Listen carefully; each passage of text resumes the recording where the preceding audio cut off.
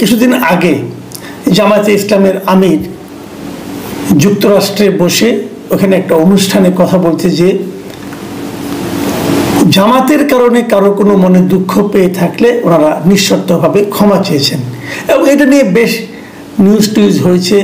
কেউ প্রশংসা করেছেন, কেউ সমালোচনা করেছেন এবং প্রশংসা করলেও কারণগুলো ব্যাখ্যা করেছেন। আমি নিজেও প্রশংসা এবং সমালোচনা দুটোই করেছি, কেন করেছি সেটাও ব্যাখ্যা করেছি। এগুলো নিয়ে আলোচনা হয়েছে, মানে ওনার কথাটা আলোচনার জন্ম দিয়েছে। এখন আজ আমরা আরও একটা কথা ওনার শুনলাম, যেটা নিয়ে আমার ধারণা আরও বেশ আলোচনা হবে। এখন এখানে দুটো পয়েন্ট। একটা পয়েন্ট হলো উনি কেন এই কথাটা বলেছেন, এই কথার অর্থ কি হতে পারে, এবং দ্বিতীয় একটা পয়েন্ট হলো এই কথার পেছনে কোনো রাজনীতি আছে কিনা। আমি এইগুলো নিয়ে আমার মতো করে একটু আলোচনা করতে চাইব। প্রথমত উনি কী বলেছেন, যে হেডলাইনগুলো আমি দেখছি বিভিন্ন পত্রিকার, যেটা একদম ছোট্ট করে যদি আমি হেডলাইন বলি, সেটা হলো যে ক্ষমতায় গেলে, জামাত যদি ক্ষমতায় যায় তাহলে তারা মায়েদের কর্মঘণ্টা কমিয়ে 5 ঘন্টা করার ঘোষণা দিয়েছেন। মাথায় রাখবেন, মায়েদের কথা বলা হয়েছে, কিন্তু তার মানে এই জিনিসটা কিন্তু ক্লিয়ার না, অস্পষ্টতা রয়ে গেছে একটা। মানে যে সমস্ত নারী কর্মচারী, মানে কর্মকর্তা, সরকারি কর্মচারী যারা আছেন অথবা বেসরকারি কর্মচারী যারা আছেন, সেই যে নারীদের সন্তান আছে, এটা কি তাদের জন্য প্রযোজ্য নাকি নারী মাত্রেই প্রযোজ্য হবে, এটা কিন্তু ক্লিয়ার না। আবার যখন সন্তান জন্ম দেবেন তারা, তারপরে কি একটা সার্টেন টাইম পর্যন্ত প্রযোজ্য, নাকি যতদিন ওরা সন্তান জীবিত থাকবে সন্তানের সেবা ওনারা করবেন, যতদিন পর্যন্ত ওই সন্তান প্রাপ্তবয়স্ক না হবে ততদিন পর্যন্ত এই নিয়মটা প্রযোজ্য হবে, সেটাও কিন্তু এখানে ক্লিয়ার না। বাট নীতিগত একটা সিদ্ধান্তের কথা উনি জানিয়েছেন। তাহলে এই সিদ্ধান্তটা কতটুকু সায়েন্টিফিক, কতটুকু সামাজিকভাবে এটা গ্রহণযোগ্য, অথবা এটা কি কেবল ভোট পাওয়ার জন্য হয়েছে, যে নারীদের ভোট পাওয়ার জন্য ওনাদের একটা আগ্রহ আছে এই জন্য ওনারা করছেন এই কাজটা, সেগুলোও কিন্তু আলোচনায় আসবে। আমি একটা করে পয়েন্টগুলি ধরি। আসলে তার আগে জেনে নেই, এই ঘটনাটা ঘটেছিল নিউ ইয়র্ক সিটির এস্টেরিয়া ওয়ার্ল্ড ম্যানারে। সেখানে কোয়ালিশন অফ বাংলাদেশি আমেরিকান অ্যাসোসিয়েশনের আয়োজনে একটা অনুষ্ঠান ছিল। সেই অনুষ্ঠানে বক্তৃতা দেওয়ার কালে ডাক্তার শফিকুর রহমান এই কথাগুলি বলেছেন। উনি যা বলেছেন সেটা আপনাদেরকে আরেকবার শুনিয়ে নিই। উনি বলেছেন, হুবহু ওনার কথাটা আমি বলছি, যে একজন মা সন্তান জন্ম দিচ্ছেন, লালন পালন করছেন এবং ক্ষেত্র বিশেষে পেশাজীবী হিসাবেও দায়িত্ব পালন করছেন। পুরুষ 8 ঘন্টা কাজ করলেও নারীও সমান সময় দেওয়া কি ন্যায্য? আমরা ক্ষমতায় এলে তাদের কর্মঘণ্টা কমিয়ে 5 ঘন্টা করব, যাতে মা হিসেবে তারা সন্তানের প্রতি যথাযথ দায়িত্ব পালন করতে পারেন। দেখুন, এখানে অনেকগুলি পয়েন্ট কিন্তু আছে, অনেকগুলো বিষয় আছে, আলোচনা করা যেতে পারে। 1 নম্বর হলো, প্রথম যে পয়েন্টটা আমি বলবো, কর্মঘণ্টা 3 ঘন্টা কমানোর কোনো দাবি কি কোনো নারী করেছেন? এই দেশের অথবা অন্য কোনো দেশের কোনো নারী কি বলেছেন আমাদের 8 ঘন্টা যে কর্মঘণ্টা আমাদের নির্ধারণ করা হয়েছে এটা আমরা পারছি না, আমাদের কষ্ট হচ্ছে, আমাদের কমিয়ে দিন? কেউ কোনো নারী করেছে আমি শুনিনি। উনি কেন এটা ফিল করলেন এটাও আমি বুঝতে পারি নাই। বরঞ্চ আমি দেখেছি, এটা আমার অবজারভেশন আমি বলি, আমি দেখেছি একই অফিসে একজন নারী এবং একজন পুরুষ যদি একই পোস্টেও কাজ করে, সমান সমান পদে 2 জন লোক কাজ করে, তাহলে সেখানে অফিসে থাকাকালীন পুরুষের চেয়ে নারী বেশি কাজ করে। এর কারণটা আমি বলি। এর কারণটা হচ্ছে, পুরুষ কিন্তু ওই সিগারেট খাওয়ার জন্য 2বার বাইরে যায়, পুরুষদের বন্ধু বান্ধব বেশি আসে। এটা একদম আমার কিন্তু একদম বাস্তব অভিজ্ঞতা ভাই, আমি দেখেছি। তারা আড্ডা মারার জন্য অনেক সময় অফিস থেকে বাইরে যায়, বন্ধু বান্ধব আসে তাদের সাথে যায়, সিগারেট খাওয়ার জন্য যায়, বাইরে চা খাওয়ার জন্য যায়। নারীরা এটা করে না, একদমই করে না। তারা চাটা খাওয়া হলে অফিসে বসেই খায়, বাইরে বন্ধু বান্ধবরা যায় না। নারীরা যতক্ষণ কাজ করে কাজই করে। সেই হিসাবে নারীরা কখনো বলেছে যে আমার কাজের ঘন্টা কমিয়ে দিন? না। আমি এমনও দেখেছি যে অফিসে আসার ক্ষেত্রে পাংচুয়ালিটি নারীদের বেশি। সে বাসার কাজকর্ম ঠিকঠাক মতো করার পরেও ঠিক সময় অফিসে ঢুকে। আর পুরুষদের আসার পর নানা রকম অজুহাত শুনতে হয়, আজকে জ্যাম ছিল, আজকে অমুক ছিল, আজকে বাইকের তেল ছিল না, বাইক নষ্ট হয়ে গেছিলো, অনেক কাহিনী কিন্তু শুনতে হয়। আমি কিন্তু পুরুষ বিদ্বেষী না, আমি সেটা বলিনি, কিন্তু আমি আমার অবজারভেশনগুলি বলছি। কাজেই আমার মনে হয় না কোনো নারী ওনাকে বলেছেন যে আমার জন্য কর্মঘণ্টা কমিয়ে দেওয়া হোক। তারপর উনি কমিয়ে দিতে চাচ্ছেন কেন? দেখুন, এতে লাভ কি হবে? আমার তো মনে হয় নারীর জন্য ক্ষতি হবে। ক্ষতি হবে এই কারণে, যারা এমপ্লয়ার মানে যারা নাকি চাকরি দাতা, তারা চিন্তা করবেন আমি একটা নারীকে নিলে সে 5 ঘন্টা কাজ করবে, আর একটা পুরুষকে নিলে সে 8 ঘন্টা কাজ করবে। সে নারীদেরকে নিতে চাইবে না।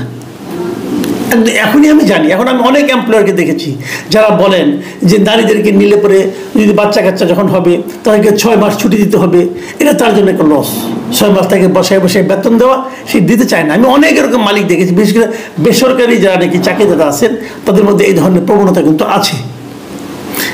কাজেই যদি এখানে তার কর্মঘণ্টাও 3 ঘন্টা কম হয়, তাহলে তার চাকরির সুযোগটা কমে যাবে।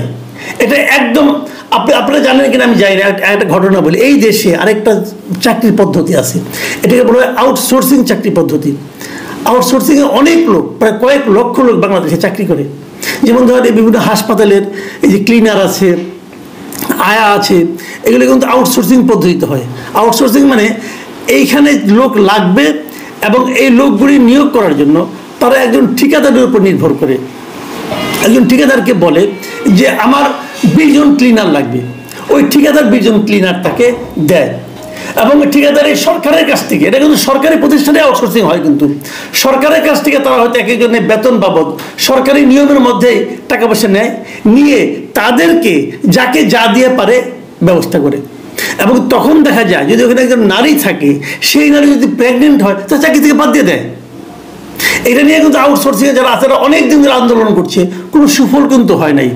শ্রম বিষয়ক একটা কমিশন সরকার করেছিল, সেই কমিশনে আউটসোর্সিং পদ্ধতিটাই এগুলিকে বিলোপ করতে বলা হয়েছে। মানা হবে কিনা জানি না, কিন্তু এটা এখনো বহাল তবিয়তে আছে।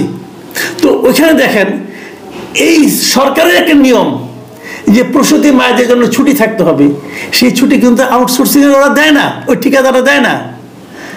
আর যখন বেসরকারি একটা মালিকানা থাকে, বেসরকারি একটা প্রতিষ্ঠান যখন নারীকে নিয়োগ করবে তখন তো তারা দিতেও চায় না, এবং এটা হলে আরও হবে না। আপনি নারীদের বরং ওনার এটার মাধ্যমে, এটা আপাততভাবে শুনতে মনে হচ্ছে নারীদের পক্ষে যাচ্ছে, কিন্তু এটা আসলে নারীদের বিপক্ষে যাবে। আরেকটা জিনিস উনি বলেছেন যে 5 ঘন্টা করবেন যাতে মা হিসেবে তারা সন্তানের প্রতি যথাযথ দায়িত্ব পালন করতে পারেন। এখানে একটা ফাঁকি আছে এবং একটা হুমকি, একটা আমি মনে করি একটা অবিচারও আছে। অবিচারটা কথা সেটা আমি বলি। 5 ঘন্টা তাদের কমাই, তাকে 5 ঘন্টা চাকরির সময় রাখা হবে, 3 ঘন্টা কমাই দেওয়া হবে। তার মানে তুমি যাতে নাকি সন্তানদের বাড়তি যত্ন নিতে পারো। সন্তানদের বাড়তি যত্ন নেওয়ার দায়িত্বটা কেবল মায়ের, বাবার না।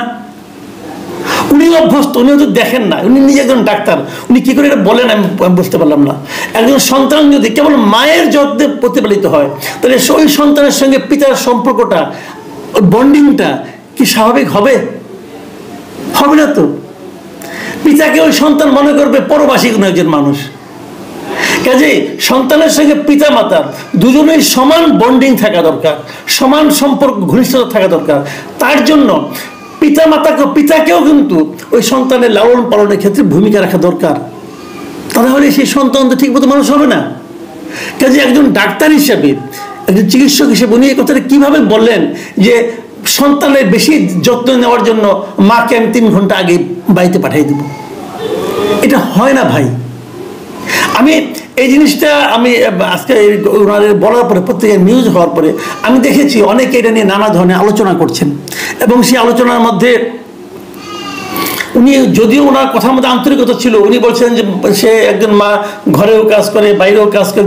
ভাই আপনি বলেন এটা বলেন যে ঘরে বাইরে দুইজনকেই কাজ করতে হবে, কেন পিতা ঘরে কাজ করবে না? কত উচিত।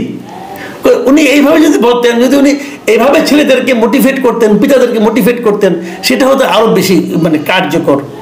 আমি একজন আমাকে এর মধ্যে আমি দেখলাম বিভিন্ন রকম সোশ্যাল মিডিয়ায় অনেকের লেখা দেখলাম, এবং একজন এটাও লিখেছেন যে এখন 8 ঘন্টা দিয়ে কমিয়ে 5 ঘন্টা করেছেন, ক্ষমতায় আসলে 5 ঘন্টা থেকে আবার 0 ঘন্টায় নামায় নিয়ে আসবেন কিনা, নারীদেরকে চাকরি থেকে বাদই দিয়ে দিবেন, এমন কোনো দিকে আপনারা যাচ্ছেন কিনা, আস্তে আস্তে সরিয়ে নিচ্ছেন কিনা। এই যে আশঙ্কাটা, এই আশঙ্কাটা হয়তো আপনারা বলবেন যে এটা বাড়াবাড়ি আছে, বাড়াবাড়ি আছে, হয়তো বা আছে, আমি অস্বীকার করছি না, কিন্তু এই আশঙ্কাটা একদম কি আপনি উড়িয়ে দিবেন? দেখুন আমাদেরই তো খুব বেশি একটা দূর না আফগানিস্তানে, তারা তো নারীদেরকে একদম আউট করে দিয়েছে, তাদের নারীদের শিক্ষা বলতে হচ্ছে না, নারীদের লেখাপড়া তারা বন্ধ করে দিয়েছে। এবং কার নামে করেছে বলুন তো? ইসলামের নামে করেছে, ধর্মের নামে করেছে। ধর্ম কি এটা বলে? বলে না। তাদের কাছে ধর্মের ব্যাখ্যা আরেকটা, তাদের কাছে ইসলামের আরেকটা ব্যাখ্যা আছে। ইসলামের তো অনেক রকম ব্যাখ্যা অনেকজন দিয়ে থাকেন। আমাদের দেশে অনেক মৌলানা, অনেক আলেম এক একজন এক এক রকম ভাবে ব্যাখ্যা দেন। এমনভাবে ব্যাখ্যার ভিন্নতা থাকে যে একজন আরেকজনকে কাফের পর্যন্ত বলেন। আমরা তো দেখছি জামাতে ইসলামের ইসলাম কোনটা? জামাতের ইসলামের যে ইসলাম, সেই ইসলাম নারীদেরকে কাজের ব্যাপারে কি বলে এটা একটু ক্লিয়ার করেন আপনারা। কারণ এই দেশের নারীদের ভোট আপনারা চাচ্ছেন এবং নারীদের ভোট পাওয়ার জন্য আপনারা মরিয়া হয়ে উঠেছেন, এটা সত্য, এটা আমরা টের পাচ্ছি। কিন্তু সেই মরিয়া হওয়ার জন্য যদি এটা হয় যে কর্মঘণ্ট কমিয়ে দিলাম, মেয়েরা আমাদের উপর হুমড়ি খেয়ে ভোট দিবে, আমার মনে হয় এটা হবে না। আপনারা এই জিনিসটা ক্লিয়ার করেন। আপনারা আসলে নারীদেরকে কিভাবে মূল্যায়ন করবেন, তাদের ব্যাপারে আপনি কি ভাবেন, টোটাল একটা প্ল্যানিং আপনাদের কি আছে এটা প্রকাশ করেন। মনে বুঝতে পারবেন। এই ক্ষুদ্র ক্ষুদ্রভাবে যখন বলবেন 5 ঘন্টা করে দেবো, এটা করে দেবো, ওটা করে দেবো, শুনতে ভালো শোনা যায়, কিন্তু এটার পেছনে তাদেরই যে ব্যাখ্যা, মানে নারীদের যে ব্যাখ্যা, সেই ব্যাখ্যাটা কিন্তু আপনাদের জন্য অনেক সময়, আমার ধারণা এই সময়ে বুমেরাং হয়েও যেতে পারে। আপনারা যারা নির্বাচন করছেন আপনাদের সবারই একটা প্ল্যানিং থাকবে, কিন্তু সেই প্ল্যানিংগুলো করতে যে এমন কিছু দয়া করে করবেন না যাতে নাকি সমাজে একটা বৈষম্য, সমাজের বৈষম্যগুলো আরো বেড়ে যায়। আপনাদের সবাই সতর্ক থাকবেন এই প্রত্যাশা করছি। আল্লাহ হাফিজ।